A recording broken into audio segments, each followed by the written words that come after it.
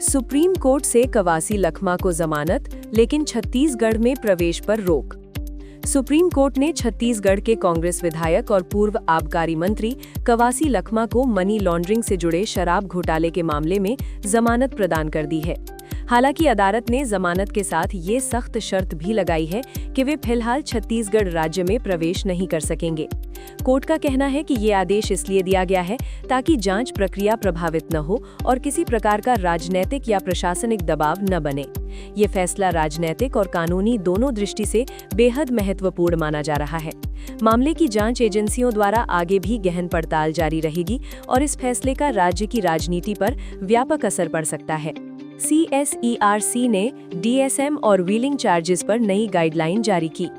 छत्तीसगढ़ राज्य विद्युत नियामक आयोग CSERC ने DSM यानी डिविएशन सेटलमेंट मैकेनिज्म और व्हीलिंग चार्जेस को लेकर नई गाइडलाइन जारी की है। ये निर्देश विशेष रूप से उन उपभोक्ताओं के लिए लागू होंगे जो ओपन एक्सेस व्यवस्था के तहत बिजली का उपयोग करते हैं। आयोग ने पुराने बकाया बिलों के समाधान के लिए वन टाइम सेटलमेंट यानी OTS की सुविधा देने का प्रस्ताव भी रखा है, जिससे उद्योगों और बड़े बिजली उपभोक्ताओं को राहत मिलेगी। इस निर्णय से बिजली बिलिंग व्यवस्था में पारदर्शिता आएगी और उपभोक्ताओं को अनावश्यक आर्थिक बोझ से बचाया जा सकेगा। छत्तीसगढ़ में बदला मौसम का मिजाज, दिन में गर्मी और सुबह शाम ठंड। राज्य में मौसम में स्पष्ट बदलाव देखने को मिल रहा है। दिन के तापमान में वृद्धि हो रही है, जिससे हल्की गर्मी महसूस की जा रही है, जबकि सुबह और शाम के समय ठंड बनी हुई है। रायपुर, राजनांदगांव, सुकमा और आसपास के जिलों में दिन के समय धूप तेज हो गई है। मौसम विभाग के अनुसार फरवरी के पहले सप्ताह में तापमान धीरे धीरे और बढ़ सकता है। विशेषज्ञों का कहना है कि ये बदलाव आने वाले दिनों में खेती और जनजीवन दोनों को प्रभावित कर सकता है। गरियाबंद में सांप्रदायिक तनाव, घरों में आगजनी की घटना। गरियाबंद जिले के एक गांव में सांप्रदायिक तनाव की गंभीर घटना सामने आई है। कथित तौर पर एक उग्र भीड़ ने मुस्लिम समुदाय के घरों में आग लगा दी और संपत्ति को नुकसान पहुंचाया। घटना के बाद इलाके में भारी संख्या में पुलिस बल तैनात किया गया है और स्थिति पर कड़ी निगरानी रखी जा रही है। प्रशासन ने दोषियों के खिलाफ सख्त कार्रवाई करने का आश्वासन दिया है। इस घटना ने राज्य की कानून व्यवस्था और सामाजिक सौहार्द पर गंभीर सवाल खड़े कर दिए हैं। बिलासपुर में प्रेम विवाद बना हत्या का कारण। बिलासपुर जिले में प्रेम संबंधों से जुड़ा एक मामला हिंसक रूप ले बैठा। एक 22 वर्षीय युवती ने कथित तौर पर अपने बॉयफ्रेंड की चाकू मारकर हत्या कर दी। जानकारी के अनुसार दोनों के बीच मोबाइल पर ब्लॉक किए जाने को लेकर विवाद हुआ था, जो धीरे धीरे बढ़कर जानलेवा संघर्ष में बदल गया। पुलिस ने आरोपी युवती को हिरासत में ले लिया है और उससे पूछताछ की जा रही है। मामले की गहन जांच जारी है और हत्या के पीछे के कारणों को स्पष्ट किया जा रहा है। मुख्यमंत्री विष्णुदेव साय की अध्यक्षता में कैबिनेट बैठक। मुख्यमंत्री विष्णुदेव साय ने आज राज्य मंत्रिमंडल की महत्वपूर्ण बैठक बुलाई। इस बैठक में विकास योजनाओं, बजट समीक्षा और प्रशासनिक फैसलों पर विस्तार से चर्चा की गई। सूत्रों के अनुसार सरकार आने वाले दिनों में नई जन कल्याणकारी योजनाओं की घोषणा कर सकती है। इस बैठक को राज्य की नीति और प्रशासनिक दिशा तय करने वाली अहम बैठक माना जा रहा है। धान खरीदी की अवधि बढ़ाई, किसानों को बड़ी राहत। छत्तीसगढ़ सरकार ने किसानों को राहत देते हुए धान खरीदी की अवधि 4 से 5 फरवरी तक बढ़ा दी है। पहले तय समय सीमा समाप्त होने के बाद कई किसान अपनी फसल नहीं बेच पाए थे, जिससे उनमें असंतोष देखा जा रहा था। सरकार के इस फैसले से अब किसानों को अतिरिक्त समय मिल गया है और वे अपनी उपज मंडियों में बेच सकेंगे। इससे किसानों को आर्थिक नुकसान से बचाया जा सकेगा और उनकी आय में स्थिरता आएगी।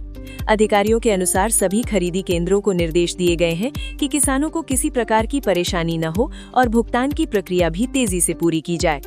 नक्सल प्रभावित जिलों को लेकर नई रिपोर्ट। सुरक्षा चुनौती बनी हुई है। एक नई रिपोर्ट के अनुसार देश में अब ओडिशा का कंधमाल एकमात्र नक्सल प्रभावित जिला रह गया है, जबकि छत्तीसगढ़ में अभी भी 6 जिले नक्सल प्रभावित माने जा रहे हैं। ये स्थिति दर्शाती है कि राज्य में नक्सलवाद पूरी तरह समाप्त नहीं हुआ है और सुरक्षा बलों के लिए ये अब भी एक बड़ी चुनौती बना हुआ है। सरकार द्वारा लगातार नक्सल विरोधी अभियानों को तेज किया जा रहा है। सुरक्षा बलों की तैनाती बढ़ाई गई है और प्रभावित क्षेत्रों में विकास योजनाओं को भी प्राथमिकता दी जा रही है, ताकि स्थानीय लोगों को मुख्य धारा से जोड़ा जा सके। रेलवे विकास के लिए 7,470 करोड़ रुपए का बड़ा बजट आवंटन। संघीय बजट 2026-27 में छत्तीसगढ़ को रेलवे विकास के लिए 7,470 करोड़ रुपए का बड़ा बजट आवंटन मिला है। इस राशि से नई रेल लाइनों का विस्तार किया जाएगा, स्टेशनों का आधुनिकीकरण होगा और वंदे भारत जैसी आधुनिक ट्रेनों की सेवाओं को मजबूत किया जाएगा। इस बजट से राज्य के औद्योगिक क्षेत्रों को बेहतर कनेक्टिविटी मिलेगी और यात्री परिवहन सुविधाएं भी पहले से अधिक बेहतर होंगी। विशेषज्ञों का मानना है कि इससे व्यापार, रोजगार और पर्यटन को भी बढ़ावा मिलेगा और राज्य के आर्थिक विकास को गति मिलेगी। स्मार्ट इलेक्ट्रिसिटी मीटर में छत्तीसगढ़ अग्रणी राज्यों में शामिल।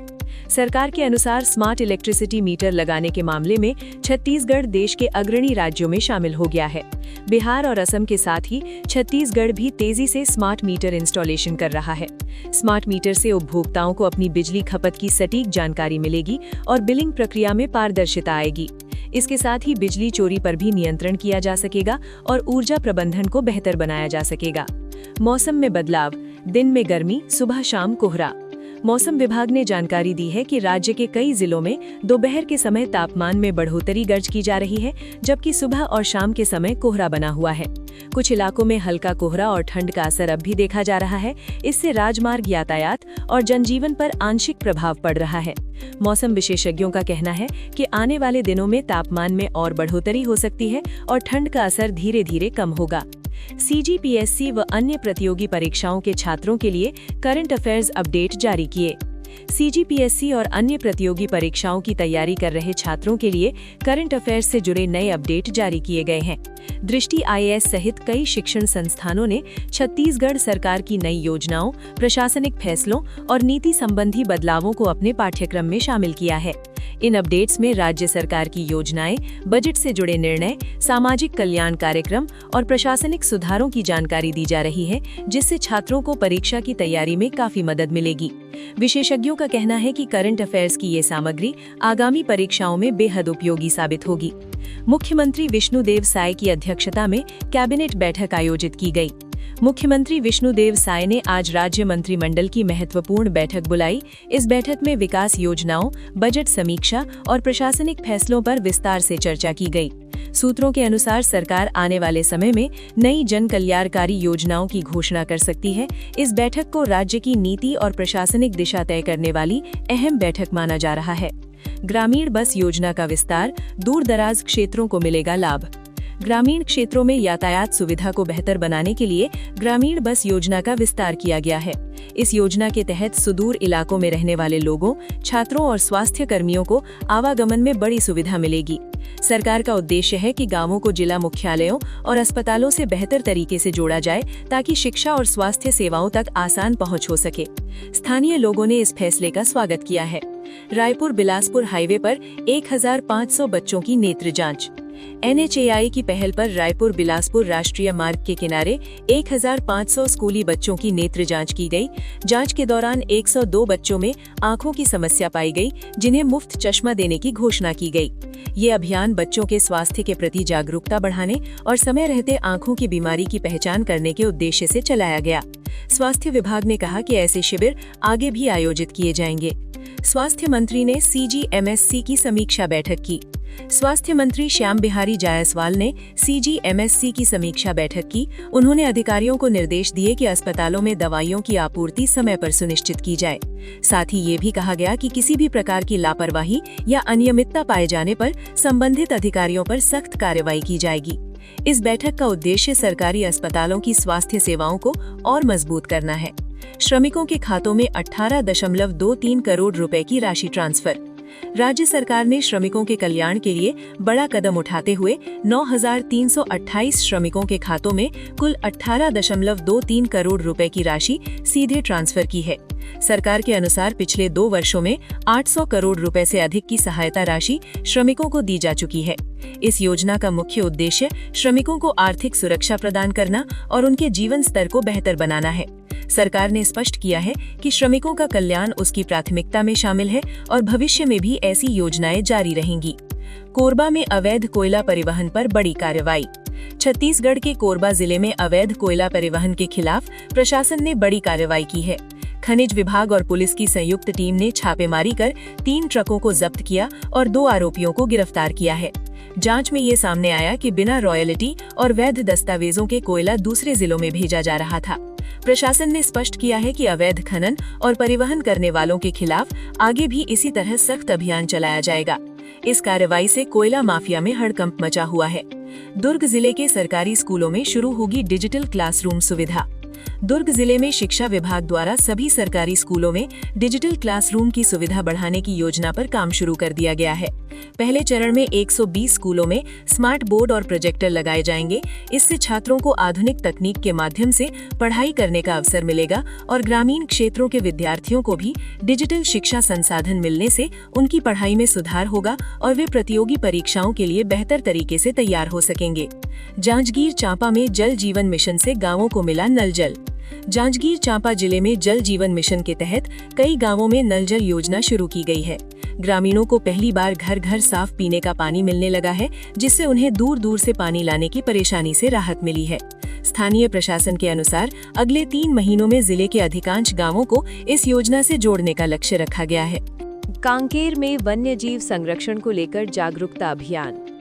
कांकेर जिले में वन विभाग द्वारा वन्य जीव संरक्षण अभियान चलाया गया। इस दौरान ग्रामीणों को जंगलों में आग न लगाने, अवैध शिकार से बचने और वन संपदा की रक्षा करने के लिए जागरूक किया गया।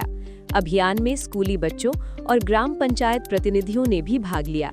वन अधिकारियों ने कहा कि प्राकृतिक संसाधनों की रक्षा में जन भागीदारी सबसे महत्वपूर्ण है।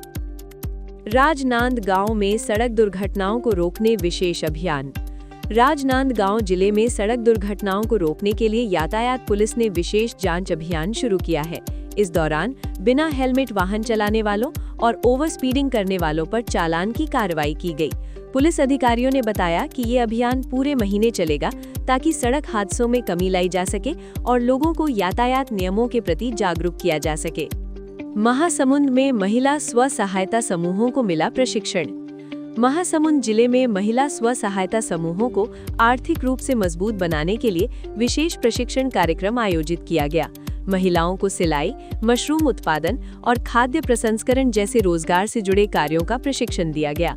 प्रशासन का कहना है कि इससे महिलाएं आत्मनिर्भर बनेंगी और उनके परिवार की आर्थिक स्थिति में सुधार आएगा। बस्तर में हस्तशिल्प मेले से बढ़ा पर्यटन और रोजगार। बस्तर जिले में पर्यटन को बढ़ावा देने के उद्देश्य से स्थानीय हस्तशिल्प मेले का आयोजन किया गया। इस मेले में आदिवासी कलाकारों ने अपनी पारंपरिक कलाकृतियां और हस्तनिर्मित वस्तुएं प्रदर्शित की। पर्यटकों की बड़ी संख्या में मौजूदगी से स्थानीय कारीगरों को आर्थिक लाभ मिला और बस्तर की संस्कृति और कला को नई पहचान मिली। प्रशासन ने कहा कि ऐसे आयोजनों से पर्यटन और रोजगार दोनों को बढ़ावा मिलेगा।